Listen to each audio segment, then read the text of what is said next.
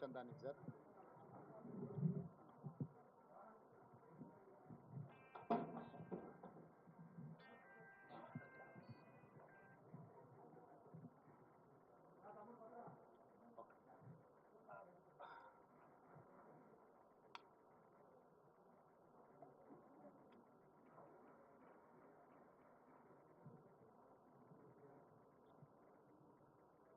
ఓకేనా సోదరా?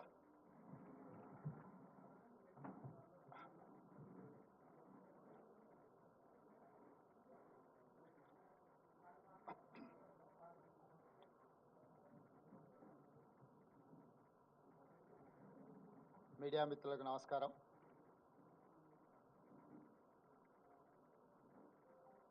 ఫ్యాన్ బంద్ చేయాలి.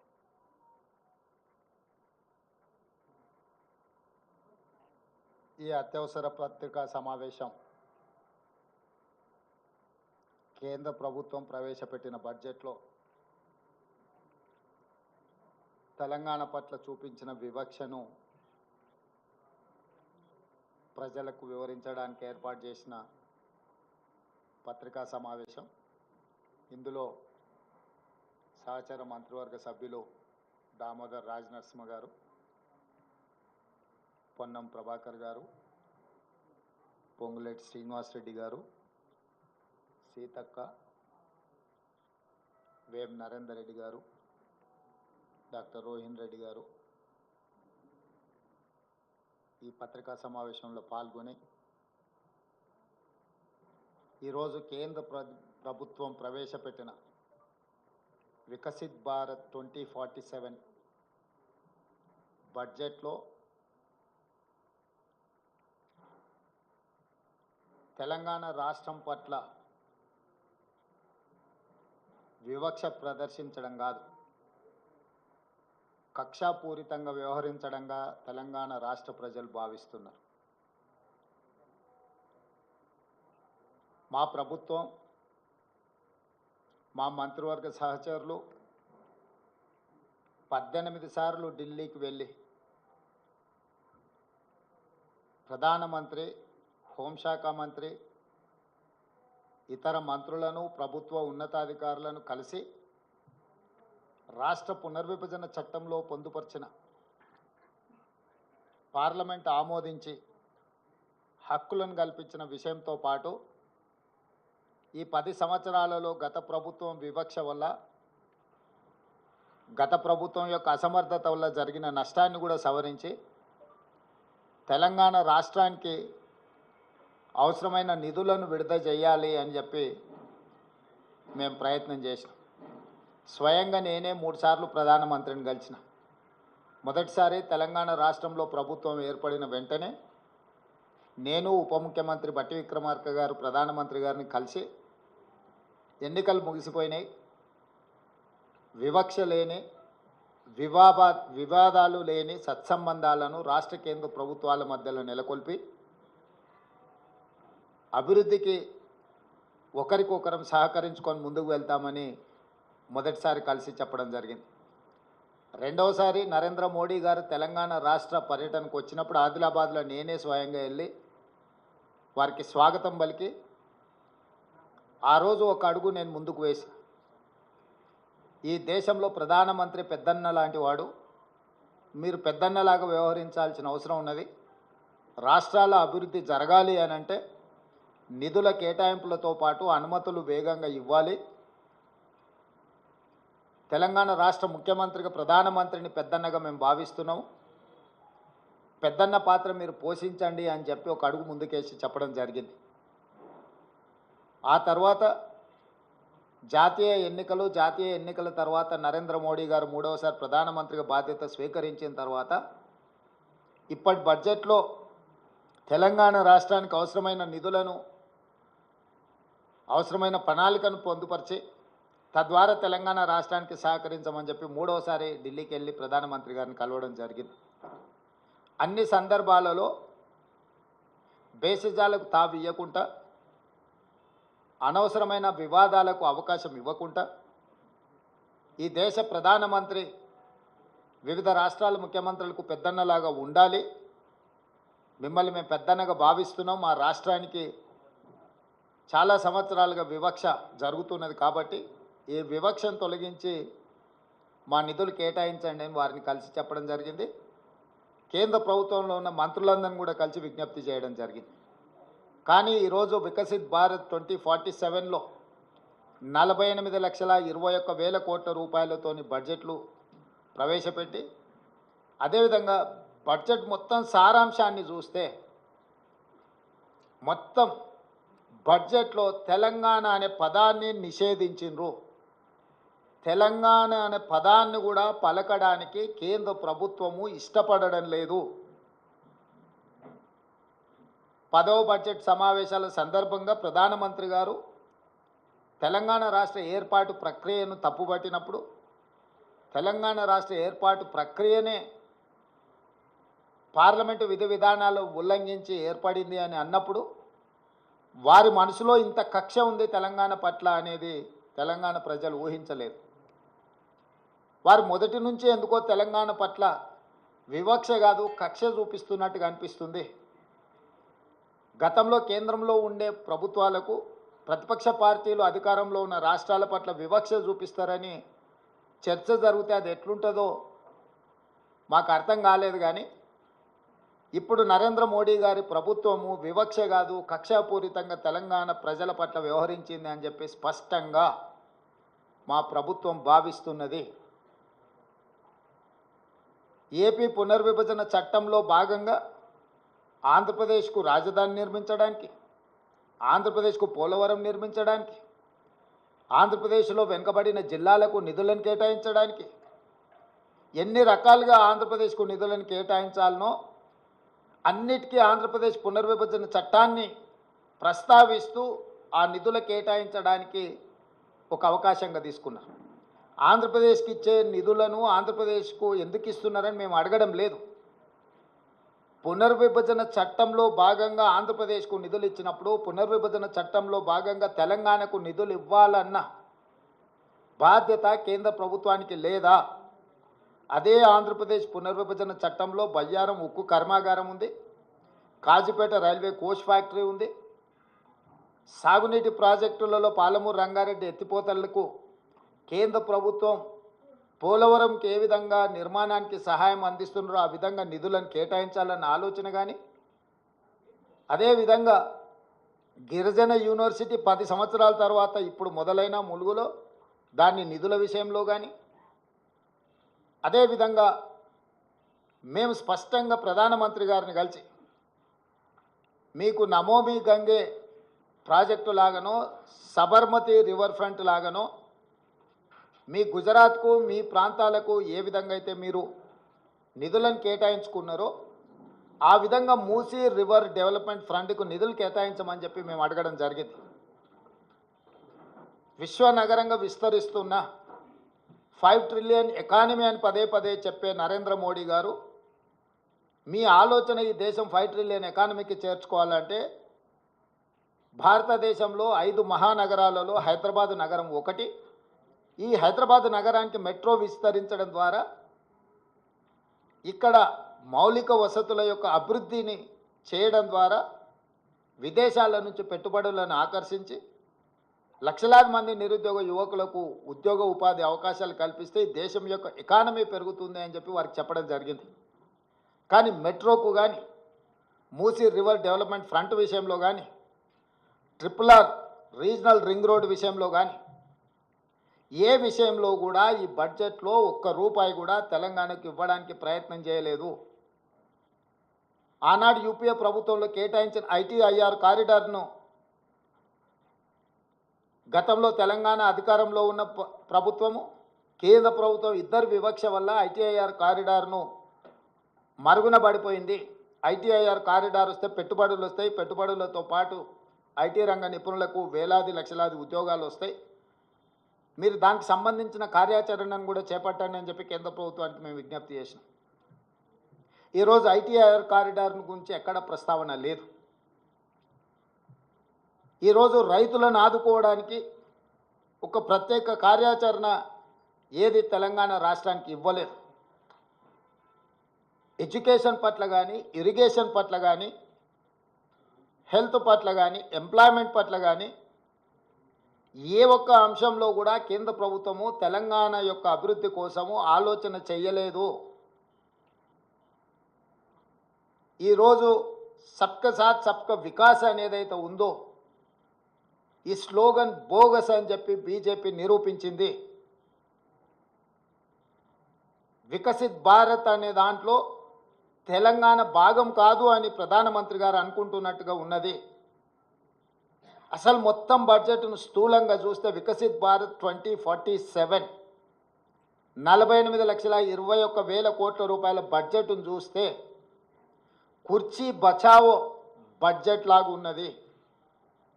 బీహార్కు ఆంధ్రప్రదేశ్కు తప్ప ఇతర రాష్ట్రాల పట్ల కేంద్ర ప్రభుత్వం వ్యవహరించిన తీరు కేవలం కుర్చీని కాపాడుకునే ప్రయత్నంలో భాగంగానే ఈ బడ్జెట్ను ప్రవేశపెట్టినట్టుగా కనిపిస్తుంది. ఇది ఏ రకంగా కూడా ప్రధానమంత్రి గారికి గౌరవాన్ని తెచ్చిపెట్టదు. ఇంతటి వివక్ష, ఇంతటి కక్షాపూరితమైన వ్యవహారం ఎప్పుడూ జరగలేదు. తెలంగాణ రాష్ట్రము, తెలంగాణ ప్రజలు 8 పార్లమెంట్ స్థానాలు, 35% ఓట్లు బీజేపీకి ఇచ్చిండ్రు. తెలంగాణ ప్రజలు ఎలాంటి వివక్ష బీజేపీ పట్ల చూపించలేదు. తెలంగాణ ప్రజల యొక్క నిర్ణయం వల్ల ఈరోజు నరేంద్ర మోడీ గారు ప్రధానమంత్రిగా కుర్చీలో కూర్చున్నారు. 8 సీట్లను తెలంగాణ రాష్ట్రం నుంచి గెలిపిస్తే కృతజ్ఞత చూపించాల్సిన బీజేపీ కేంద్ర ప్రభుత్వం, నరేంద్ర మోడీ గారు తెలంగాణ పట్ల కక్షాపూరితంగా వ్యవహరించారు. ఎన్నికల కంటే ముందు నేను పదే చెప్పిన ఓట్లు, సీట్లు మాత్రమే తెలంగాణ నుంచి కావాలి, కానీ తెలంగాణ ఆత్మగౌరవం పట్ల కేంద్ర ప్రభుత్వానికి ఎలాంటి పట్టింపు లేదు అని. ఈరోజు అదే విధంగా కేంద్ర ప్రభుత్వం వ్యవహరించింది. కేంద్ర మంత్రిగా ఉన్న కిషన్ రెడ్డి గారు ఈరోజు తెలంగాణ ప్రజలకు సమాధానం చెప్పాలి. బీజేపీ అధ్యక్షుడిగా నరేంద్ర మోడీ గారి మంత్రివర్గంలో యూనియన్ క్యాబినెట్ మినిస్టర్గా కిషన్ రెడ్డి గారు బాధ్యత వహించాలి. తెలంగాణకు జరిగిన అన్యాయానికి తెలంగాణ ప్రజలకు క్షమాపణ చెప్పి తక్షణమే మోడీ మంత్రివర్గం నుంచి తప్పుకోవాలి కిషన్ రెడ్డి గారు. ఇంతటి వివక్ష ఎప్పుడూ జరగలేదు. కేవలం కుర్చీ కోసం మౌనంగా ఉండడం ఇది సమంజసం కాదు. కిషన్ రెడ్డి గారు ఈరోజు తెలంగాణకు బయ్యారం ఉక్కు కర్మాగారం, Kazipet railway coach factory, IIM, ప్రతి రాష్ట్రంలో ఐఐఎం ఉంది. మేము ఐఐఎం కావాలి, తెలంగాణ రాష్ట్రంలో లేదు అనిస్తే ధర్మేంద్ర ప్రధాన్ గారు నాకు లేఖ రాశారు, మీ రాష్ట్రానికి ఐఐఎం ఇవ్వము అని. భారతదేశంలో ప్రతి రాష్ట్రంలో విద్యార్థులు చదువుకోవడానికి ఐఐఎంలు ఉన్నప్పుడు తెలంగాణ రాష్ట్రానికి ఎందుకు ఇవ్వరు? నేను ప్రధానమంత్రి గారిని కలిసి స్వయంగా ఐఐఎంకు లెటర్ ఇస్తే ప్రధానమంత్రి గారు సంబంధిత శాఖ మంత్రికి పంపిస్తే ధర్మేంద్ర ప్రధాన్ గారు నాకు లేఖ రాసిండ్రు 3 రోజుల క్రితం, మీ తెలంగాణ రాష్ట్రానికి ఐఐఎం ఇవ్వము అని.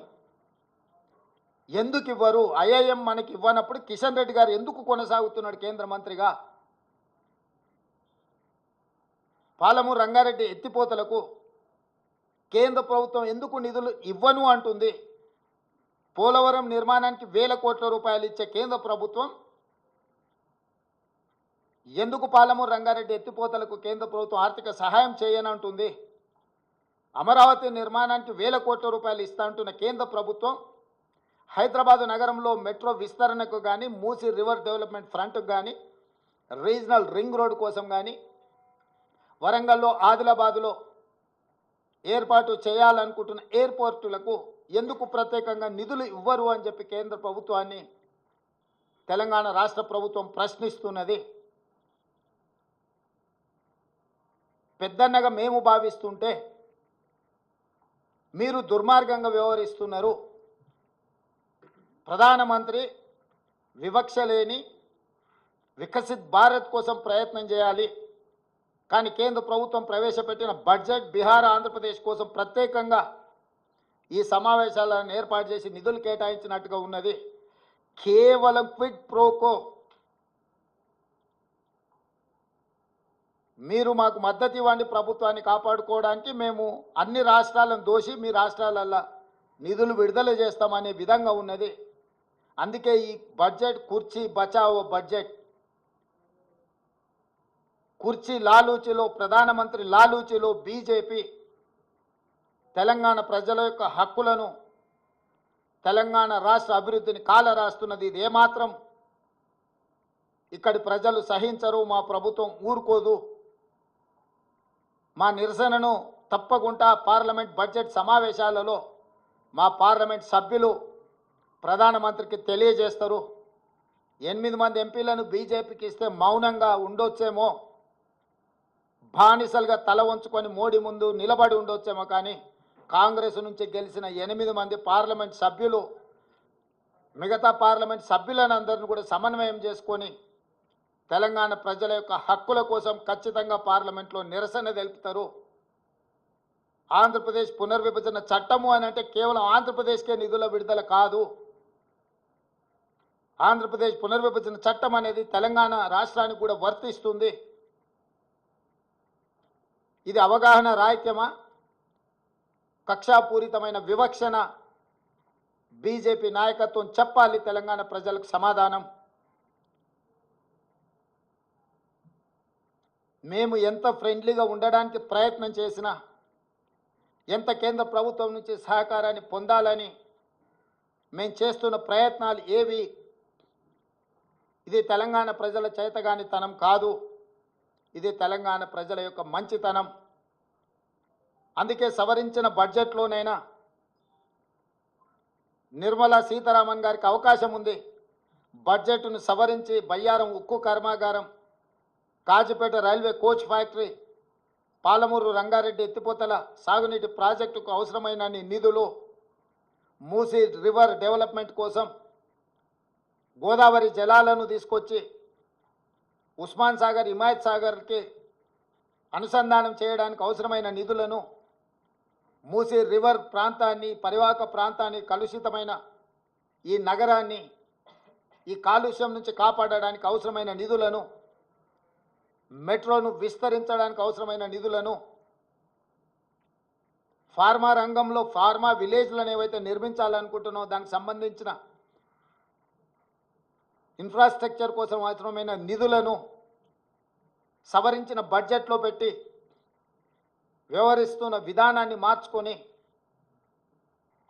కక్షలు వివక్షలు పక్కన పెట్టి తెలంగాణ రాష్ట్ర అభివృద్ధికి సహకరించాలి. అట్లా కాకుండా వ్యవహరిస్తే భారతీయ జనతా పార్టీకి తెలంగాణ రాష్ట్రంలో నూకలు చెల్లినట్టే. ఉపన్యాసాలు ఇవ్వడం కాదు కిషన్ రెడ్డి గారు, ఢిల్లీ నుంచి ఏం నిధులు తెచ్చినావు ప్రజలకు జవాబు చెప్పు. మీ చేతగానితనం, మీ బలహీనత, మీ మౌనము, మీ బానిస మనస్తత్వము తెలంగాణకు తీరని అన్యాయం చేస్తుంది. మోడీ గారు ప్రధానమంత్రి పదవి కోసము 48,21,000 కోట్ల రూపాయలను బీహార్కు, ఆంధ్రప్రదేశ్కు తాకట్టు పెట్టినట్టు కేంద్ర మంత్రి పదవి కోసం కిషన్ రెడ్డి తెలంగాణ హక్కులను మోడీ గారి దగ్గర తాకట్టు పెట్టి తెలంగాణకు అన్యాయం చేస్తున్నాడు. అందుకే రేపటి జరగబోయే శాసనసభ సమావేశాలలో ప్రశ్నోత్తరాల సమయం పూర్తయిన వెంటనే మా లెజిస్లేటివ్ అఫైర్స్ మినిస్టర్ మిత్రుడు శ్రీధర్ బాబు గారికి నేను సూచన చేస్తున్నా, ఈ వివక్షను, ఈ కక్షాపూరితమైన వ్యవహారాన్ని తిరస్కరిస్తూ తెలంగాణ హక్కులను కాపాడడానికి శాసనసభలో చర్చించి తీర్మానం చేసి అధికారికంగా ప్రధానమంత్రి గారికి తెలియజేయడానికి అవసరమైన అన్ని రకాల చర్యలను రేపు శాసనసభలో మీరు బాధ్యత తీసుకొని క్వశ్చన్ అవర్ తర్వాత దీని మీద చర్చకు ఉపక్రమించండి అని చెప్పి మా సహచర మంత్రుడికి నేను సూచన చేస్తున్నా. ఈ వివక్ష మంచిది కాదు. ఈ వివక్షనే తెలంగాణ రాష్ట్రం అవతరించడానికి, ఈ వివక్షనే ఇతరుల యొక్క ఆధిపత్యం మీద ప్రజలు ఇచ్చిన తీర్పు. ఈ రాష్ట్ర ప్రజలు ఇచ్చిన తీర్పు 2023 మళ్ళీ మీరు తెలంగాణ ప్రజలను మళ్ళొకసారి కార్యాచరణ చేపట్టే విధంగా మాకు తప్పని పరిస్థితి కల్పించవద్దు అని చెప్పి ప్రధానమంత్రి గారికి నేను విజ్ఞప్తి చేస్తున్నా. భారతీయ జనతా పార్టీ 8 మంది పార్లమెంట్ సభ్యులకు కూడా నేను సూచన చేస్తున్నా. అదేవిధంగా ఎంఐఎం పార్లమెంట్ సభ్యుడు కూడా నేను విజ్ఞప్తి చేస్తున్నా. కాంగ్రెస్ పార్లమెంట్ సభ్యులతో పాటు తెలంగాణ పార్లమెంటు 17 మంది సభ్యులు రాజ్యసభలో ఉన్న వాళ్ళు కూడా ఈ అవసరమైన నిరసన కార్యక్రమానికి సహకరించాలి. మీ చిత్తశుద్ధిని నిరూపించుకోవాలి. రాష్ట్రం యొక్క హక్కులను, రాష్ట్రం యొక్క అనుమతుల కోసం రాజకీయాలకు అతీతంగా అందరం కలిసికట్టుగా నిలబడి కొట్లాడాల్సిన సమయం సందర్భం వచ్చింది. కాబట్టి ఈరోజు తెలంగాణ రాష్ట్రానికి బడ్జెట్లో తీరని అన్యాయం జరిగింది. నరేంద్ర మోడీ గారు వివక్షపూరితంగా కక్ష సాధింపు చర్యలకు పాల్పడుతున్నాడు తెలంగాణ ప్రజల పట్ల. దీన్ని తీవ్రంగా కాంగ్రెస్ పార్టీ, మా ప్రభుత్వము ఖండిస్తుంది. దీనికి సంబంధించిన కార్యాచరణ అటు పార్లమెంటులోనూ ఇటు శాసనసభలోనూ తప్పకుండా నిరసన కార్యక్రమం చేపట్టడం జరుగుతుంది.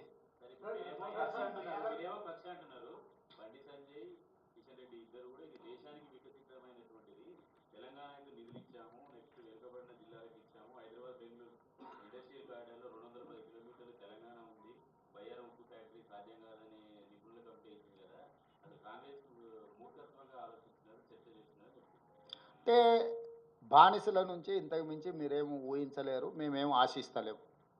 బానిస మనస్తత్వం కాబట్టి ఈ రకమైన ఆలోచన చేస్తారు. బానిసలుగా కాకుండా తెలంగాణ పౌరులుగా వాళ్ళు ఆలోచన చేస్తే పరిష్కారం దొరుకుతుంది. పోలవరం కట్టడానికి 1000 కోట్ల రూపాయలు ఇచ్చినప్పుడు పాలమూరు రంగారెడ్డి ఎత్తిపోతలకు ఎందుకు ఒక్క నయా పైసా కూడా ఇవ్వలేదు? కిషన్ రెడ్డి గారు సమాధానం చెప్పగలరా?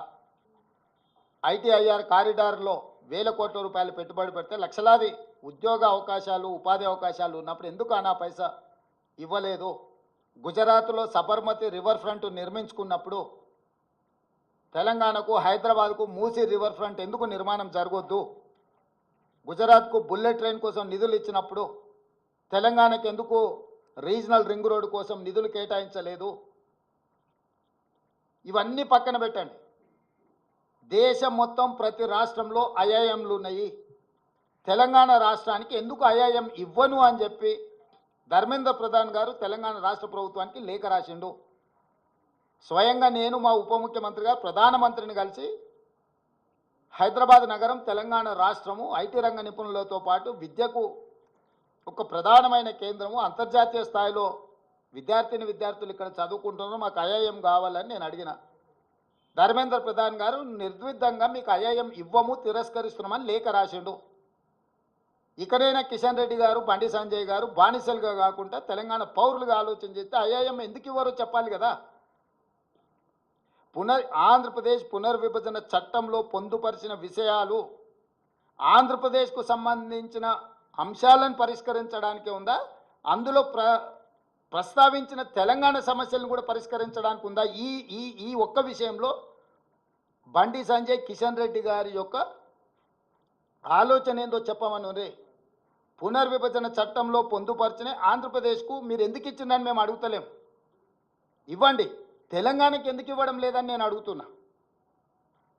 చట్టబద్ధంగా తెలంగాణ ప్రజలకు ఇచ్చిన హక్కులు బయ్యారమేమో ఉపయోగపడలేదు, కాజీపేట రైల్వే కోచ్ ఫ్యాక్టరీ అవసరమే లేదు, ఐఐఎం అసలు తెలంగాణ విద్యార్థులు చదువుకోవాల్సిన పని లేదు, ఐటీఐఆర్ కారిడారు ప్రస్తావనే లేదు. ఇంకా ఇంకా ఎందుకు బుకాయించాలనుకుంటున్నారు కిషన్ రెడ్డి గారు, బండి సంజయ్ గారు?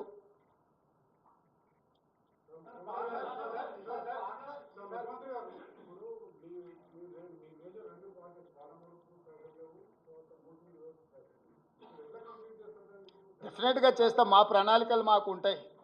దయాదాక్షిణ్యాల మీద ఈ రాష్ట్రం ఏర్పడి లేదు. మా సొంత ఆలోచనలు, విధానాలు, నిధుల సేకరణకు అవసరమైన కార్యాచరణ మా దగ్గర ఉంది. కానీ మా లెజిటిమేట్ రైట్ కేంద్ర ప్రభుత్వం నుంచి మా హక్కుల కోసం మేము కొట్లాడుతున్నాము. మా హక్కును కాలరాయడము, మా పట్ల వివక్ష చూపించడము, మా పట్ల కక్షాపూరితంగా వ్యవహరించడాన్ని మేము నిరసన తెలుపుతున్నాము.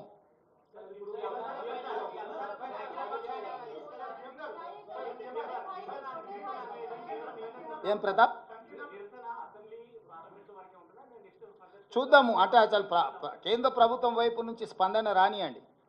ఇప్పుడు మొదట మా నిరసనను మా ఆలోచన విధానాన్ని కేంద్ర ప్రభుత్వానికి తెలియజేసే ప్రయత్నం చేస్తున్నాము.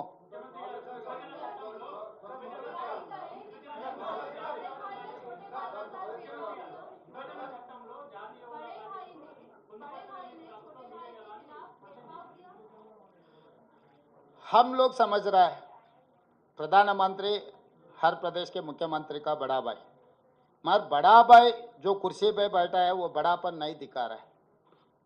उनके लिए खाली कुर्सी बचाने के लिए इस बजट को इस्तेमाल किए. ये एनडीए का मतलब नायडू नीतीश डिपेंडेंट अलायंस. आज के तारीख में नरेंद्र मोदी जी एनडीए का मतलब भी और कुछ कहना चाह रहा है. नायडू नीतीश डिपेंडेंट अलायंस सब सारे बजट बिहार और आंध्र प्रदेश को देकर कुर्सी बचाने के लिए प्रधानमंत्री जी कोशिश कर रहा है. हर किस तेलंगाना की जनता माफ नहीं करते भारतीय जनता पार्टी को. 8 सीट दिया हुआ है तेलंगाना से, मगर ये 8 एमपी लोग बॉन्डेड लेबर जैसा मोदी के सामने सर झुका के जीने के लिए कोशिश कर रहा है. हर तेलंगाना के जनता ये सब सारे देख रहा है, आंखों के सामने दिख रहा है. इसीलिए हम लोग तेलंगाना के ओर से जो Andhra Pradesh state reorganisation act में जो कानून बनाया, Bayyaram steel factory, Kazipet railway coach factory, triple IT, IIM, Palamuru Rangareddy lift irrigation के बजट और बाकी के जितने सारे कानून में लागू किए सब सारे हम लोग मांग रहा है. ये किसी का मेहरबानी नहीं है, ये हमारा हक है. पहले से हम लोग ये कह रहे हैं कि केंद्रीय सरकार को तेलंगाना सरकार ने 1 रुपये टैक्स के पेमेंट किए तो 43 पैसा हम लोगों को मिल रहा है, मगर बिहार को तो 7 रुपये मिल रहा है. 1 रुपये बिहार से टैक्स अगर कलेक्शन हुए तो बिहार को 7 रुपये मिल रहा है, उत्तर प्रदेश को 6 रुपये मिल रहा है. क्यों ये विवक्षा?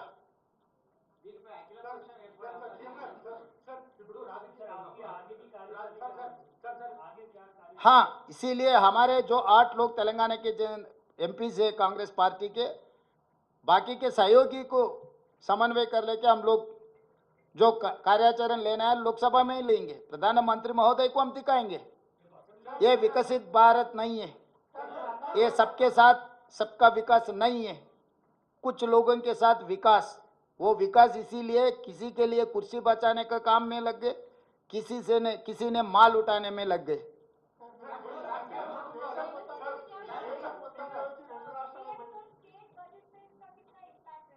या डेफिनेटली ये तेलंगाना स्टेट बजट पे अक्सर होने वाले हैं, क्योंकि हम लोग ये सोचे थे कि Musi river development front, regional ring road, metro के साथ साथ पालमूर रंगारेड्डी लिफ्ट इरिगेशन के लिए कुछ इसमें अनाउंस आने वाले थे. आने के लिए हम लोग उम्मीद रखा था, मगर हम तेलंगाना की जनता को उम्मीद तोड़ दिए केंद्र सरकार ने. अभी आगे असेंबली में कल चर्चा कर लेके आगे कार्रवाई शुरू करेंगे.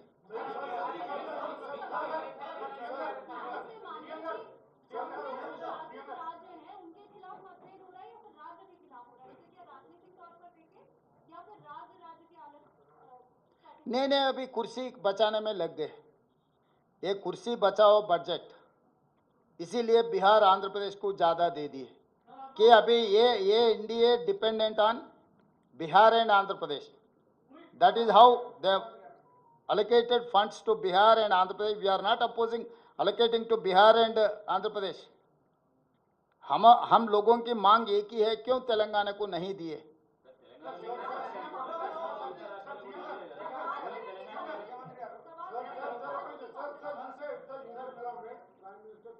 Yes. Sir, everything, whatever I have spoken. Yeah, definitely where they have through act, we have got some assurances. That is point number 1, Bayaram Steel Factory. Point number 2, Railway Coach Factory in Kazipet, IIM and ITIR corridor, and Palamur Rangareddy lift irrigation. All other development activities, these are the assured by the Lok Sabha and Rajya Sabha. He has refused to implement that schemes after completing 10 years also.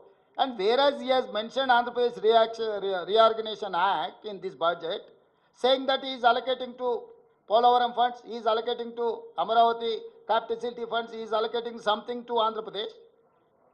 Whereas Telangana, same act has given some assurances to Telangana. Why he has refused to implement that? That is what we are asking. We are not asking less or more. We are asking our legitimate right. We are demanding that, Mr. Prime Minister, please implement our assurances. You cannot ignore just like that. If you don't have any political connection or personal connection or emotional connection with the Telangana people, okay, people will say, tomorrow what is going to happen, you see.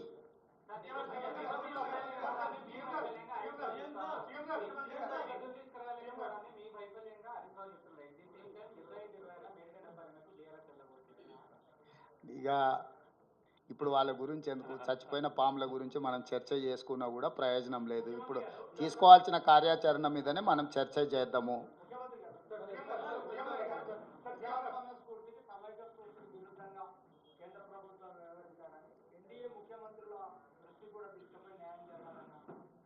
అంటే నేను అనేది NDA ముఖ్యమంత్రుల వీళ్ళ వాళ్ళ కాదు, ఒక రాష్ట్రానికి రావాల్సిన నిధులు. నేను వాస్తవంగా దక్షిణాది ముఖ్యమంత్రుల సమావేశాన్ని ఏర్పాటు చేసి రాబోయే రోజుల్లో దక్షిణాదికి జరుగుతున్న అన్యాయం విషయంలో చర్చించాలనుకున్నా. మేము తమిళనాడుకు కర్ణాటక ముఖ్యమంత్రులకు సమాచారాన్ని చేరవేసినాము. మిగతా వాళ్ళు కలిసి వస్తే మంచిదే, కేరళ, ఆంధ్రప్రదేశ్, పాండిచ్చేరి, లేదంటే అట్లీస్ట్ ఈ 3 రాష్ట్రాల ముఖ్యమంత్రులను సమన్వయం చేసుకొని దక్షిణాది రాష్ట్రాల పట్ల చూపిస్తున్న వివక్ష, దక్షిణాది రాష్ట్రాల ప్రజలను ఓటింగ్ మిషన్లుగా, సీట్లు గెలిపించే యంత్రాలుగా మాత్రమే నరేంద్ర మోడీ గారు బీజేపీ భావిస్తున్నది. ఈ వివక్ష ఎక్కువ కాలము చెల్లదు. దీర్ఘకాలికంగా ఈ వివక్ష ఇలాగే కొనసాగితే అది ఇంకొక ఉద్యమానికి దారితీసే ప్రమాదం పొంచి ఉన్నది. ఇది కేంద్ర ప్రభుత్వానికి చెప్పదలుచుకున్నాం స్పష్టంగా.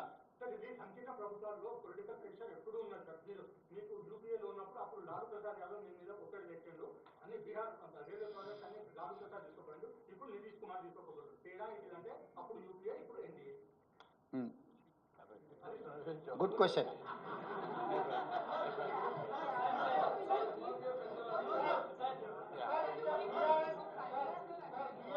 Yeah, definitely. We will try our level best. We don't ignore appropriate forums. Prime Minister is the important person or responsible person to sanction budget or permissions. Definitely we will try our level best to reach our goal.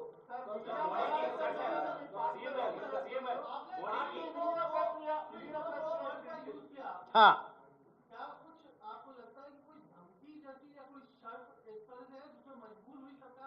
Sanjay ji, हमारा मतलब Kwid प्रोको के मतलब है कुर्सी बचाने के लिए नजराना दे रहा है बिहार। ये मैं इसीलिए कहा ये एनडीए का मतलब नायडू नीतीश डिपेंडेंट अलायंस। सो प्रधानमंत्री कुर्सी बचाने के लिए बिहार और आंध्र प्रदेश को ज़्यादा पैसे देने के लिए कोशिश कर रहा है। This is called quid pro quo. तो इसीलिए हम लोग ये कह रहे हैं कि हम लोग खामोश बैठने वाले नहीं हैं। हम इन लोगों में नहीं है कि मोदी जी के सामने, केंद्र सरकार के सामने सर झुककर बैठने वाला नहीं है। हम लोग जो हक है, हक के लिए हम लोग लड़ेंगे।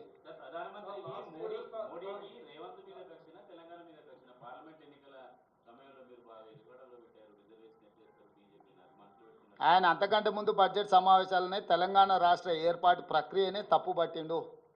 తల్లిని చంపి పిల్లని బతికించిండ్రు, తలుపులు మూసి కాంగ్రెస్ పార్టీ బిల్లు పాస్ చేసింది అన్నప్పుడే ఆయన మనసులో ఏముందో, ఆయన మనోగతం ఏందో తెలంగాణ ప్రజలకు అర్థమైంది. అయినా కూడా తెలంగాణ ప్రజలు ఏదైనా మేలు జరగకపోతుందని 8 ఎంపీలను గెలిపించిండ్రు.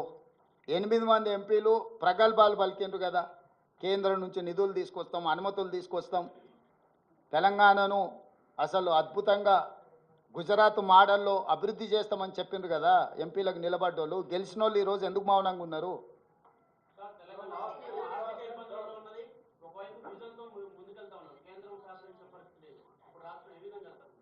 ఖచ్చితంగా విజన్తోనే వెళ్తాం ముందుకు.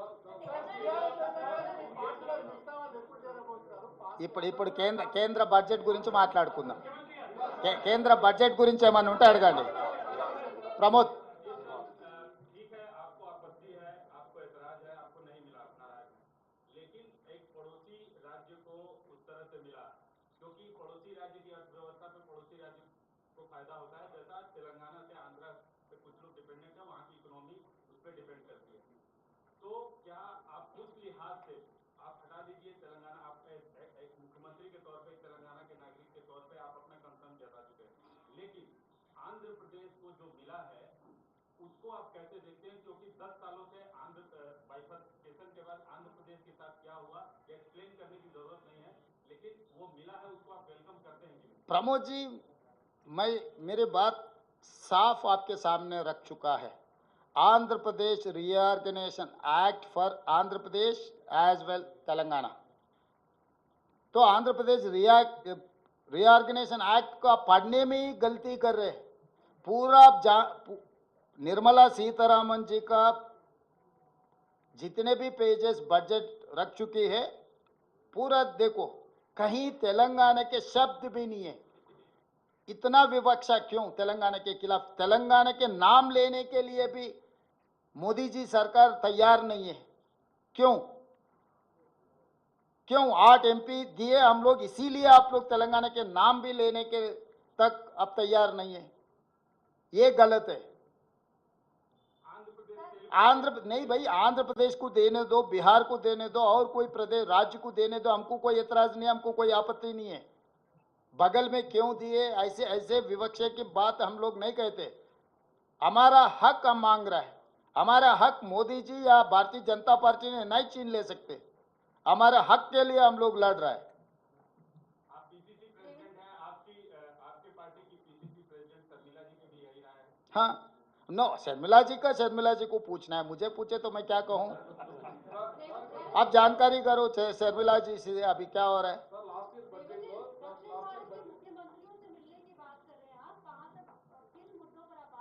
सब साउथ के delimitation of parliament seats, budget allocation, other permissions, जितने बीमारू स्टेट्स को दे रहे, बिहार, मध्य प्रदेश, उत्तर प्रदेश, राजस्थान, जो इलाके को, जो राज्यों को जो पैसे मिल रहा है, साउथ को क्यों नहीं मिल रहा है? ये विवक्षा के खिलाफ हम लोग लड़ना चाह रहे हैं। इसीलिए हम लोग ये कोशिश करेंगे कि तमिलनाडु को और कर्नाटक को आगे जो हमारे साथ में आएंगे, सब लोगों को साथ में लेकर आगे चलाने के लिए हम कोशिश करेंगे।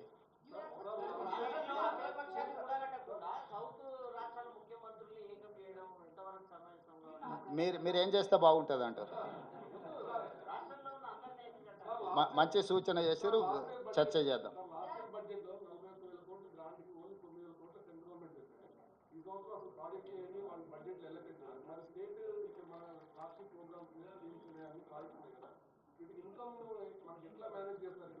శ్రీనివాస్ గారు, మీరు అర్థం చేసుకోండి, మనం ఇప్పుడు హక్కుల కోసం మాట్లాడుతున్నాం. మన హక్కులు వాళ్ళు కాల రాసినంత మాత్రాన మనం చచ్చిపోతామని మీరు భావించకండి. బ్రతికుండడం ఎలాగో, అభివృద్ధి చెందడం ఎలాగో మాకు తెలుసు. 75 సంవత్సరాలలో దాదాపుగా 50 సంవత్సరాలుగా పైగా ఎన్నో వివక్షల్ని, ఎన్నో విపత్కర పరిస్థితులను ఎదుర్కొని పరిపాలనను అందించి దేశాన్ని ఆర్థిక సంక్షోభం నుంచి అభివృద్ధి పదం వైపు నడిపించింది కాంగ్రెస్ పార్టీ. ఈ సంక్షోభం నుంచి కూడా రాష్ట్రాన్ని బయటపడేసే ప్రణాళిక, వ్యూహం మా దగ్గర ఖచ్చితంగా ఉంది. కానీ ఈరోజు మేము మాట్లాడుతున్నది మా హక్కులను నరేంద్ర మోడీ గారు కాల రాసిండ్రు. నరేంద్ర మోడీ గారు హక్కులను కాల రాస్తుంటే కిషన్ రెడ్డి గారు మౌనంగా తల వంచుకొని మోడీ గారి బానిసలాగా వ్యవహరిస్తున్నారు 8 మంది బీజేపీ పార్లమెంట్ సభ్యులు. ఈ విషయాన్ని మీకు తెలంగాణ ప్రజలకు వివరించడానికి పత్రికా సమావేశం ఏర్పాటు చేయడం జరిగింది. దీనికి సంబంధించి రేపు శాసనసభలో పూర్తి స్థాయిలో చర్చకు పెడతాము. ఇంతకుముందు మిత్రులు అడుగుతున్నారు కదా, ఎవరు అందరినీ కూడగట్టాలని. శాసనసభలో చర్చ పెట్టడం అంటేనే అందరినీ కూడగట్టడం అని. సో రేపు ఎవరు ఎటువైపు ఉన్నారో, విలీనాల ప్రక్రియలో ఎవరు పాల్గొంటున్నారో, చీకటి ఒప్పందాలకు ఎవరు ప్రయత్నం చేస్తున్నారో, ఎవరిని ఎవరు కౌగిలించుకోవాలనుకుంటున్నారో, ఇవన్నీ కూడా పాలకు పాలు నీళ్ళకు నీళ్ళు రేపు శాసనసభలో ప్రశ్నోత్తరాల సమయం తర్వాత స్పీకర్ గారు అనుమతి తీసుకొని ఈ చర్చకు ముందుకెళ్తాము. ఆ చర్చలో అందరి రంగులు బయటపడతాయి. ఇక కలిసి వస్తారో కాలగర్భంలో కలిసిపోతారో నేను చెప్పలేను కదా. నేను అందరు కలిసి తెలంగాణ రాష్ట్ర హక్కులను సాధించుకున్నామని చెప్తున్నా. సభలో వాళ్ళ విధానం ఏందో వాళ్ళు చెప్పనియండి. అందుకే ఈరోజు సూచన చేస్తున్నా ప్రధాన ప్రతిపక్ష నాయకుడు మాజీ ముఖ్యమంత్రి చంద్రశేఖరరావు గారికి తెలంగాణ హక్కుల మీద, తెలంగాణ నిధుల మీద కేంద్ర ప్రభుత్వం మీద ఒత్తిడి తీసుకొచ్చి రాబట్టుకోవాలని ఏదైతే రేపు సభలో చర్చ జరగబోతుందో వారు శాసనసభకు వచ్చి చర్చలో పాల్గొని కేంద్ర ప్రభుత్వాన్ని నిలదీసి రాష్ట్రాన్ని నిధులను, రాష్ట్రానికి అవసరమైన అనుమతులను సాధించడానికి వారు కలిసి రావాలి. వారు సభకు వస్తే వారు తెలంగాణ ప్రజల పక్షాన నిలబడ్డట్టు, వారు సభకు రాకపోతే యాజ్ ఇట్ ఈస్గా కిషన్ రెడ్డితో పాటు కేసీఆర్ గారు కూడా మోడీ ముందు మొకరిల్లినట్టు మౌనమే బానిసత్వానికి పర్యాయపదంగా భావించాల్సి వస్తుంది. ధన్యవాదాలు.